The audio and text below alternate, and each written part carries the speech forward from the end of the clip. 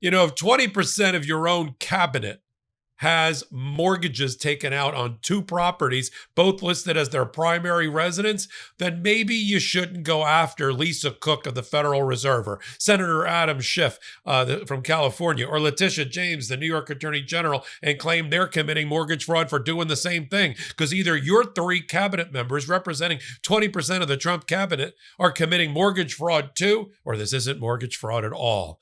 In any event, we expose it because ProPublica just ripped the cover off the ball and told us everything we needed to know about this scandal. And guess who's involved? Lean in close. I got a Fox News link to the mortgage fraud. Yes, we have the labor secretary. We've got the transportation secretary, who's married to a Fox News host. And we've got the administrator of the Environmental Protection Agency, all with two properties, all listed as their primary residence. See what public documents and searching through public documents will reveal? I'm Michael Popok. It's Friday morning. We made it on Legal AF. I'm so glad you're here. It must be something to do with economics and finances, and you're right. All right. What's the reporting? The reporting is, remember 3 strikes and you're out, Bill Pulte? Just last week said, Lisa Cook, you've got 3 properties where you've all listed as your primary residence. What's the big deal about this? It's because it's not even a big deal. What's the primary residence language in mortgage documents and loan documents? It says the following. It basically says you are warranting or you are representing to the bank or the lender that this is going to be your primary residence. Why does that matter? Because some actuary somewhere figured out that people default less on their primary residence homes than on their vacation home or on their rental property. I'm not sure that's true or not anymore, but that's been the working theory. So they give you a little bit of a cut and rate. The other reality is, as exposed by the Federal Reserve in Philadelphia in a report from 2023, is everybody's doing it. First of all, banks encourage it. They want to make the loans. The loan officers want to make the loans. So they tell you, list primary residence. Even if the bank has lent you both loans, they'll list it, check the box. And what do you get as a borrower? You get like a raft of paper, up to the ceiling electronically that you just check on an iPad maybe, and you end up walking away with your loan. That's it. Is it mortgage fraud, criminal investigation? What a waste of time and money. But if it's 3 strikes and you're out, then let's get rid of the labor secretary. Let's get rid of the transportation secretary, and let's get rid of the EPA administrator, because they all did the exact same thing. ProPublica went through the public records, and here's what they found. The labor secretary, Lori Chavez DeRimmer, she has 2 properties. She used to be the mayor of Portland, Oregon. And she also has a fancy schmancy, that's a legal term, golf community home in Arizona. And lo and behold, they're both listed as primary residents in the same year. Then we've got my favorite one, the transportation secretary, Sean Duffy, married to Rachel Campos Duffy. I used to like Rachel Campos when she was on Real World. I'm sure I had, a thing for her, watching her on television. But now I don't. She's on Fox News. And she and her husband borrowed, get this, over $3 million between 2 separate properties, one in New Jersey and the other in the District of Columbia, claiming, same as Adam Schiff, the senator, that the D.C. property is his primary residence. The problem is he already did that on the New Jersey residence.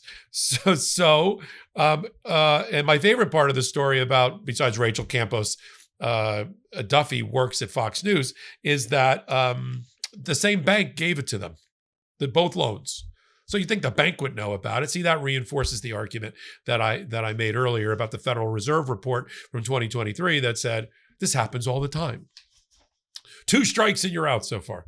Let's move to Lee Zeldin, one of my least favorite members of the cabinet, and that's hard to say. There's so many that I can choose from. Lee Zeldin, busy accusing the Biden administration of being against the environment and trying to claw back billions of dollars of money, claiming there had been fraud. Well, speaking of fraud, Lee Zeldin and his wife have 2 properties, one in Long Island and one in D.C. Problem is, he listed both as, you wait for it, their primary residence. I could care less about this particular issue if Trump and Bill Pulte wasn't using it to tear down the Democratic leadership and the Democratic brand, to make it look like we're big mortgage fraudsters, and try to get rid of the Federal Reserve Governor, Lisa Cook, for this issue. And to sit there with this pious, high and mighty, up on their horse, looking down at the rest of us. I will not tolerate mortgage fraud. This from a president who was convicted effectively and adjudged to be a persistent fraudster in New York, even though the amount of it, the $500 million amount, was set aside subject to a ruling by the Court of Appeals in New York. That doesn't mean that the finding that he committed fraud with his family for 10 years was struck down by the First Division Court in New York, the appellate court. It wasn't. So it's beyond ironic. What's the legal term? It's chutzpah for Donald Trump to argue about somebody else's mortgage fraud. But here we are. So here's the conspiracy and the cover-up Donald Trump's been using. He gets Bill Pulte, the Nepo baby heir to the Pulte real estate fortune, who donated tons of money to Donald Trump to buy himself a job, and he's the head of Fannie Mae and Freddie Mac. Yes, they are involved in the mortgage industry. Fannie Mae and Freddie Mac helps with what we call liquidity. It makes sure there's enough money in the market to make loans. It takes loans off of banks' books, which frees them up to make new loans, by also guaranteeing those loans and putting them on what we call a securitized shelf. This is mortgage-backed securities.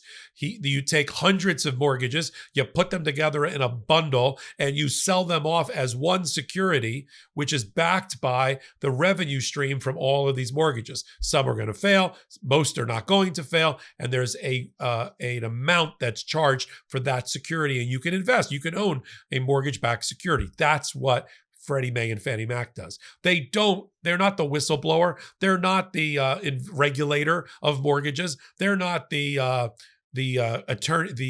inspector general related to mortgages and borrowers.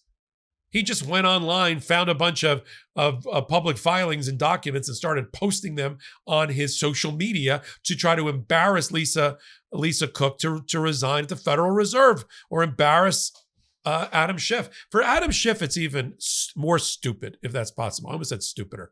It's even more stupid. He is a United States senator.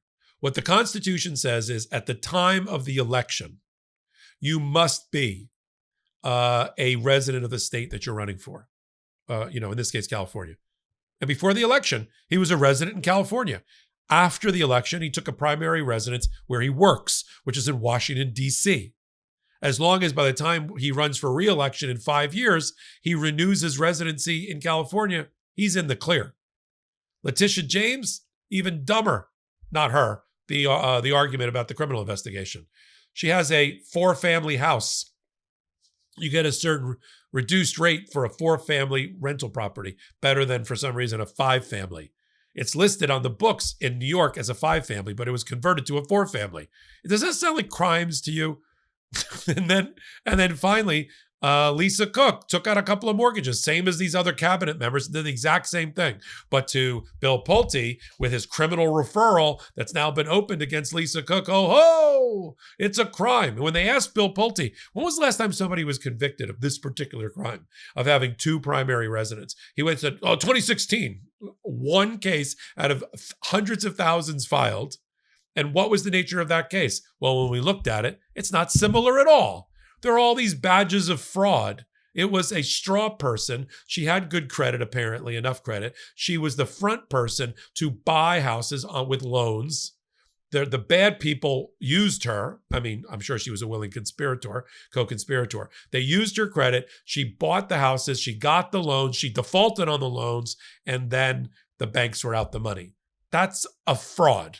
That's a fraud within a mortgage issue. The whole thing is a fraud. Not what Lisa Cook did. She checked the wrong box. In fact, her lawyers are now arguing that even if she didn't commit mortgage fraud, and even if she checked the wrong box on a primary residence, that's not what is sufficient to remove her for cause from the Federal Reserve, where you have to have inefficiency, malfeasance, in office. In other words, she had to have done something bad in office, not check the wrong box on her personal private residency. But I just love the hoisting on the petard part, you know? If you're going to start throwing giant rocks at the Democrats, don't be living in a glass house, I guess is the right way to put it. 20% of the cabinet's got the exact same mortgage issue as the rest of the Democrats. Thank you, ProPublica, for that reporting. Thank you for all being here to kick off the weekend on Legal AF. We do 10 videos a day right through the weekend. By the time we're done, we've done 70 videos at the intersection of law and politics. Amazing contributors. Check out our playlist. Check out our podcast. Check out our Legal AF YouTube channel and hit the subscribe button. That's what helps us grow. And then slide over to Legal AF Substack. If I mentioned we got this a fantastic Substack community that's building. We've already got almost 80,000 people on Substack. It's been 3 months. Because we're bringing the content. You get live reports from me and others. You get amazing writing and analysis. You get commercial-free versions of Legal AF and The Intersection podcast, all on Legal AF Substack. So until my next report, I'm Michael Popok. Can't get your fill of Legal AF? Me neither. That's why we formed the Legal AF Substack. Every time we mention something in a hot take, whether it's a court filing or a oral argument, come over to the Substack. You'll find the court filing and the oral argument there, including a daily roundup that I do called, wait for it, Morning AF. What else? All the other contributors from Legal AF are there as well. We got some new reporting. We got interviews. We got ad-free versions of the podcast and hot takes. Where? Legal AF on Substack. Come over now to free subscribe.